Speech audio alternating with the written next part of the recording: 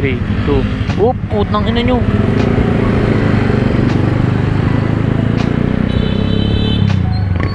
Oh no. Oh no. Oh no. Eh mong suming. Uy, putang ina mo, punit. Bang! Sabi.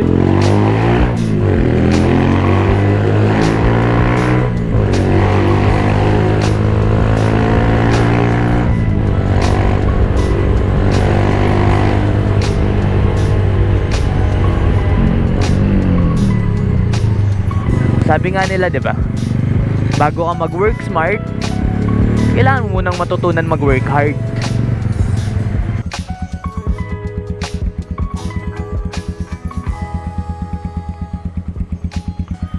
Yo, what's up mga Venatics? Sana masarap ulam nyo, magandang buhay sa lahat. Panibagong araw, panibagong vlog na naman mga tol. So ngayon ay Monday. Today is Monday and panggabi tayo. 10 PM to 6 PM 6 AM. So hindi na ako nag-mount ng 360 camera kasi madilim naman. Mga 9:30 na ngayon, punta tayo ng ospital, pasok na tayo. Let's go! Tapos tomorrow, pagka-out, may event sa school, so lagari tayo, no? Graveyard shift, tapos rekta sa school may event. Pagka alas 10 ulit ng kinabukasan, pasok ulit tayo. Wala. Ganun talaga. Required kasi acquaintance tsaka general orientation ng School of Radiologic Technology sa Emilio Aguinaldo College. Let's go! First time ko mag-graveyard shift and hoping na hindi toxic yung duty. Let's go, let's go!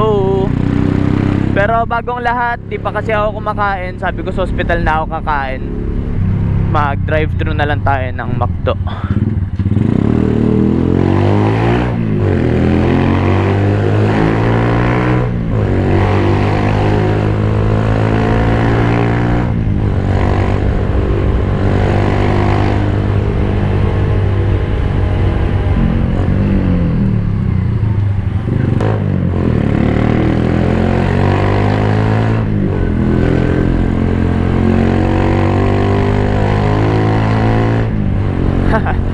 Litaw na litaw yung ingay ni Miko. Wala na masyadong sasakyan sa kalsada. Kaya ano lang tayo, dahan-dahan. Ito McDo, mag-drive-thru tayo dyan.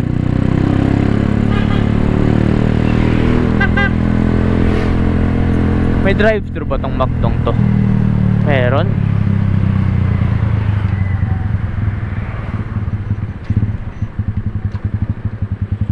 Drive-thru.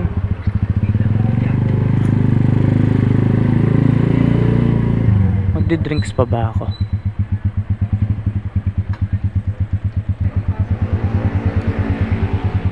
Parang ang daming order na itong Montero ah. Hindi kaya bilhin na ito yung buong McDo? Ay hindi naman. Ay narinig niya ako.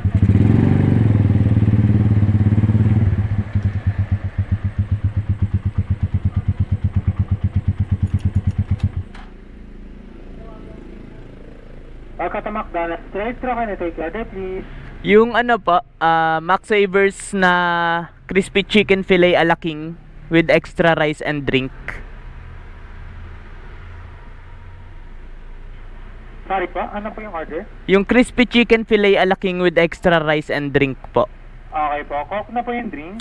Pwede po pa-upgrade sa iced coffee with vanilla. Yes po, large choice coffee vanilla na po ba? Yes po, yun lang po.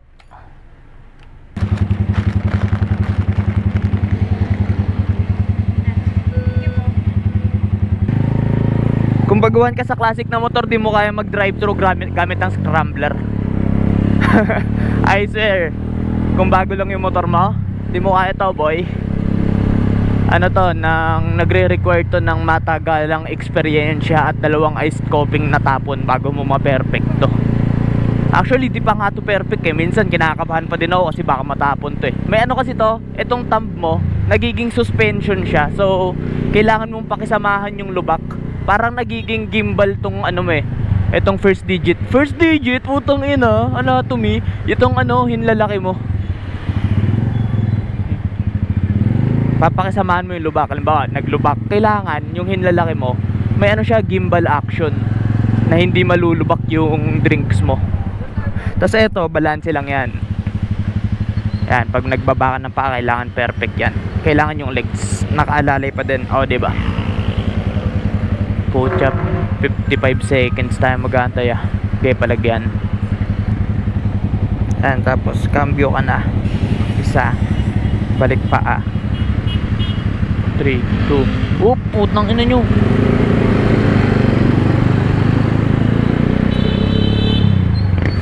Oh no. Oh no. Oh no.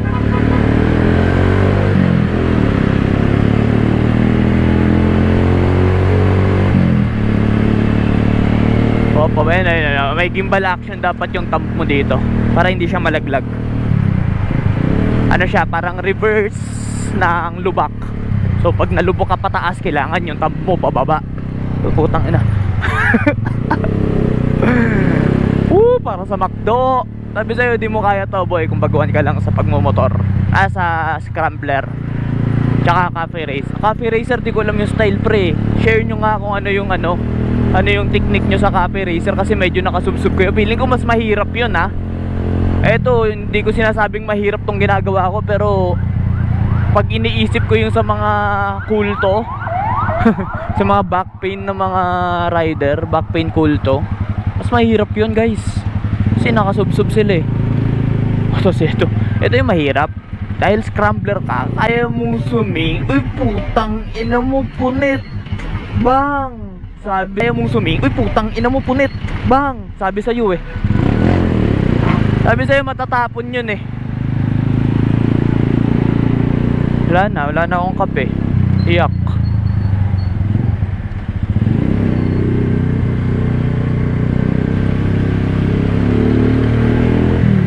Payaonte.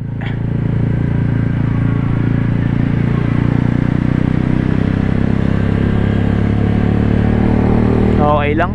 May chicken fillet pa naman ako.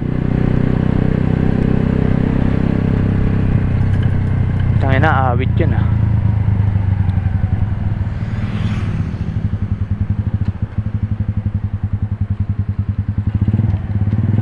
Lapit no, lapit ka sa hospital. Okay lang, bawal masira ang duty. Papasok ka pa lang, bawal masira.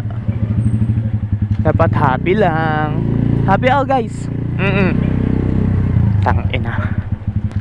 Trabaho muna ako guys. See you tomorrow.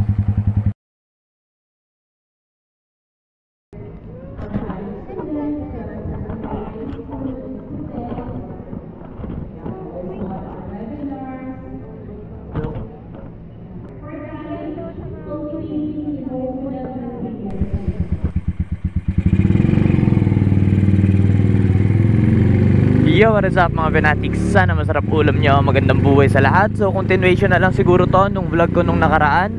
And ayun, di ko na kasi natapos yung vlog na yon after kong mag duty. 10 PM yung duty ko noon, no, kung naaalala ko. Tapos kinabukasan may event kami sa school. Hindi na kasi ako nakapagmotor noon mga fanatics. Iniwan ko yung motor ko sa hospital gawa ng grabe yung ulan. Tapos yun, nakikita nyo naman yung uniform ko, all white. Pag si Miko yung gamit ko, yun lang talaga yung downside na itong scrambler natin ay matalsik. So I can't afford na magmotor pa sa ganung ulan. Kahit sabihin mong nakakapote ako, magkukommute na lang talaga ako.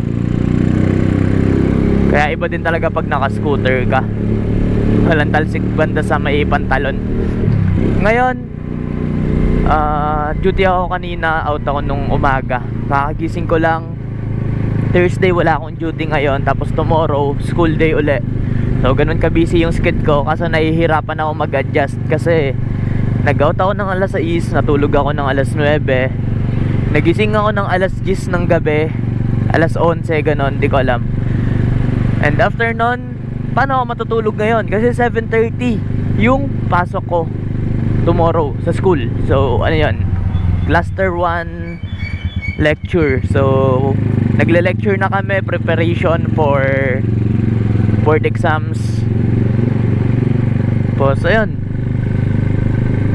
medyo nakaka-overwhelmed yung schedule. Di siya mahirap, hindi rin siya ganun kadali. So sucks lang. Ngayon maulan-ulan. Open pa pala yung coffee shop dito. Ngayon naghanap ako ng pagkain, nagugutom ako. Ang saya sa ospital. Ang saya kasi, alam mo yun, ang dami mong na-experience ng mga bagay-bagay na dati kwento lang ng mga prof mo. Ngayon na-experience mo na. And nakakatuwa din magkaroon ng bagong learnings, like dati akala mo ganito talaga, kailangan by the book, kailangan ganito, pero pagdating sa hospital mga binatics, nananaig yung diskarte talaga, kasi hindi pare-pareho ang estado ng pasyente, hindi pare-pareho iniinda ng pasyente. So me as a radiologic technology intern, trabaho ko na maposisyon ng maayos yung pasyente. Pero kung hindi mo naman maposisyon ng maayos, pangalawang trabaho mo is yung mapakita mo sa doktor yung hinahanap ng doktor. So kahit anong i-position mo dyan, basta mapakita mo sa doktor. Kasi dati wala din namang basehan yung mga gumawa ng mga method na sinusunod namin ngayon sa libro. So pinaka-importante kasi talaga evaluation criteria, tsaka kung anong niro-rule out mo sa katawan ng pasyente, sa image na ipoproduce mo. Nakakatuwa tong profession na to ngayon. Kung ikaw nag-aaral ka pa lang, senior high school ka or high school ka, nanonood ka kay Kuya Ben Kuya Ben, nanonood ka sa akin, suggest ko sa'yo, pwede kang mag radtech. Masaya mag radtech. Mahirap lang yan sa una, lahat ng bagay mahirap sa una. And sasabihin ko sa'yo, congratulations pag nahihirapan ka sa ginagawa mo. Ibig sabihin nag-e-excel ka. Ginagawa mo ng tama yung ginagawa mo since nahihirapan ka. Sabi nga nila, 'di ba? Bago ka mag-work smart, kailangan mo munang matutunan mag-work hard. So, saan tayo kakain? Ito, KFC oh.